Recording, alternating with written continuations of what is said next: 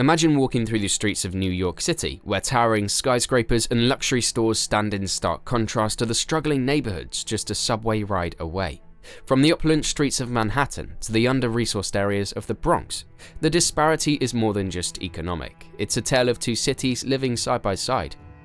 As New York City gradually approaches full recovery of jobs lost in the pandemic, Manhattan, which drives the city's economy, has reached its less positive milestone. It now holds the distinction of having the largest income disparity among all major counties in the United States.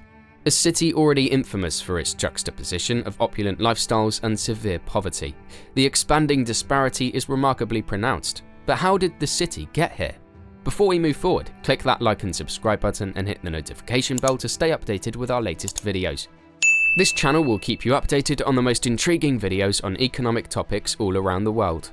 New York City, often hailed as the epitome of the American dream, is a dazzling mosaic of culture, commerce, and opportunity. As one of the world's most significant financial centers, it is home to Wall Street and an array of Fortune 500 companies, making it a powerhouse of economic activity. Additionally, New York's real estate market, one of the most expensive in the world, contributes significantly to its economy prowess. The city also boasts a thriving tech industry, with Silicon Valley in Manhattan emerging as a notable hub for startups and tech giants alike. However, this glittering surface belies a stark reality. According to the Taxation and Economic Policy, or ITEP, New Yorkers with a net worth exceeding $30 million have a combined wealth of $6.7 trillion. This group of ultra-wealthy individuals constitutes merely 0.4% of the state's population. Furthermore, they possess approximately 20% of the total wealth owned by America's ultra-rich, representing the highest concentration of wealth in any US state. ITEP's analysis suggests that out of the $6.7 trillion in wealth held by ultra-wealthy New Yorkers, about $3.1 trillion is in the form of unrealized capital gains. Under the existing legal framework, a large portion of this wealth is likely to remain untaxed. A 2018 analysis by the Economic Policy Institute reveals that in New York, the top 1% of earners had an average income more than 44 times greater than the bottom 99%. The largest gap observed in any state. The top 1% of earners had an average yearly income of about $8.98 million. Further supporting this finding, 2018 census data indicates that New York's Gini coefficient, a measure of income distribution disparity, stands at 0.514, the highest among all states. This number is now at 0.60, showing that the disparity has significantly grown over the past 5 years. As of recent data, the wealthiest 20% of New Yorkers have an average income of yearly $550,000, a staggering 53 times higher than the bottom 20%. In neighborhoods like the Upper East Side, average household incomes are about $230,000, while in areas like the Bronx, average household incomes barely reach $75,000.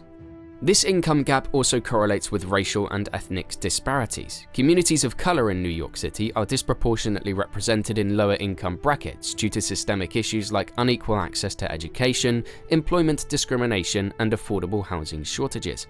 For example, in Black and Hispanic populations, the median income is nearly half the median income of the white population. Earlier this year, the unemployment rate for Black New Yorkers rose to 12.2%, while the white unemployment rate dropped to 1.3%. The cost of living in New York City further exacerbates this income gap. With one of the highest costs of living in the country, the lower income residents face a daily struggle to afford basic necessities like housing, food, and healthcare. Living expenses in New York exceed the national average by 30%. Specifically, housing costs are 78% above the national average, and utility expenses are about 4% more. Essential items like food and clothing also cost more, with groceries and clothing both being approximately 12% more expensive than elsewhere in the country. In the healthcare sector, costs for services like doctor's visits and dental care in New York are 6% higher compared to the national average. Additionally, discretionary spending, including entertainment and grooming, is about 12% more costly in New York than the average across the United States. But how did the income disparity get to this drastic level? The economic landscape of New York City is dominated by high-income industries such as finance, technology, and law. These sectors are concentrated in Manhattan and are known for offering some of the highest salaries in the nation. However, this concentration of high-paying jobs in specific industries creates an economic environment where wealth is accumulated in the hands of a few, while the majority of residents work in lower-paying sectors like retail, hospitality, and healthcare. Furthermore, economic policies have often favored these high-income industries. Tax incentives and subsidies for corporations in finance and tech have contributed to a business-friendly climate for these sectors, but have done little to uplift lower-income industries. This preferential treatment exacerbates the income gap by funneling more resources into already prosperous sectors, neglecting the broader economic landscape where most New Yorkers work. The real estate market in New York City is another crucial factor contributing to the income gap. Manhattan and parts of Brooklyn and Queens have some of the highest real estate values in the world, making them largely inaccessible to middle and lower income families. This situation has led to a segregated city where the wealthy reside in affluent neighborhoods with access to better amenities, while lower income residents are pushed to less expensive, often under-resourced areas.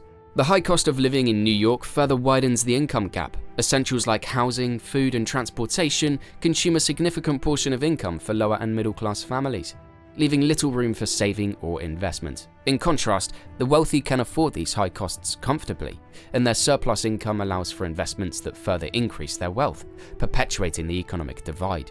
Differences in education and job opportunities play a pivotal role in the income disparity seen in New York City.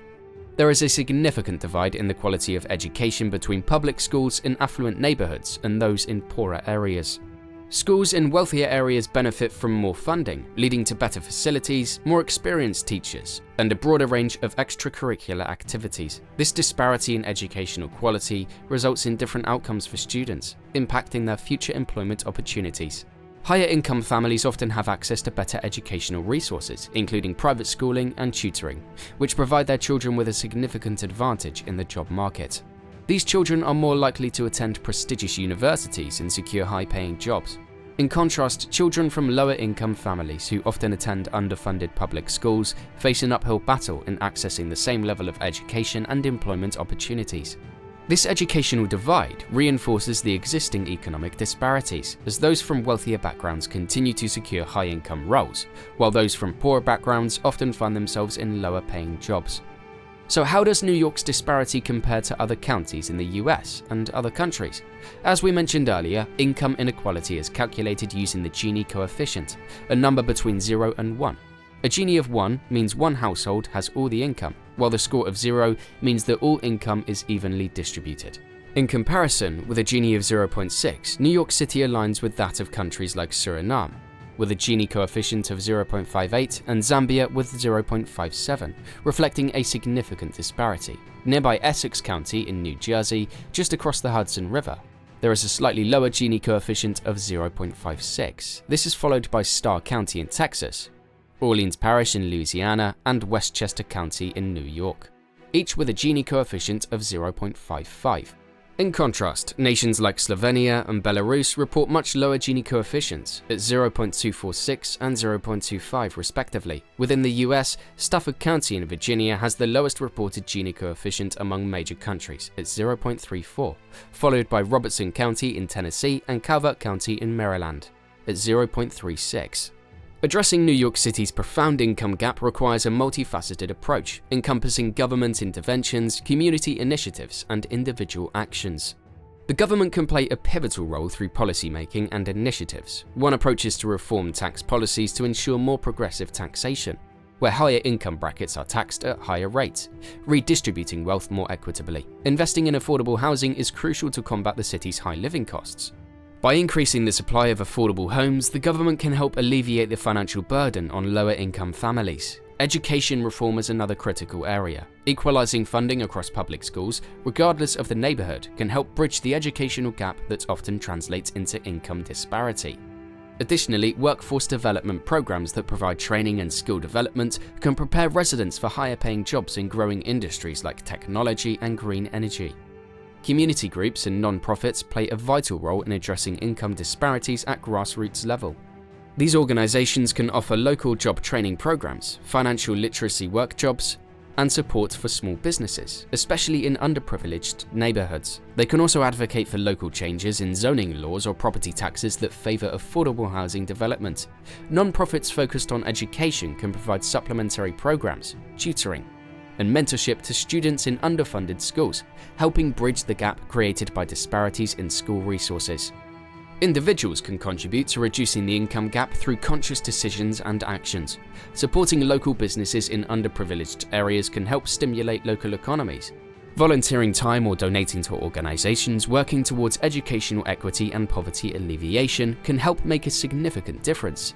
Society as a whole can advocate for policy changes by voting for representatives who prioritize addressing income inequality and participating in public discussions and town halls. Citizens can influence the political process. In addition, fostering a culture of inclusivity and understanding within workplaces and communities can create environments where opportunities are more equally accessible, regardless of one's socio-economic background.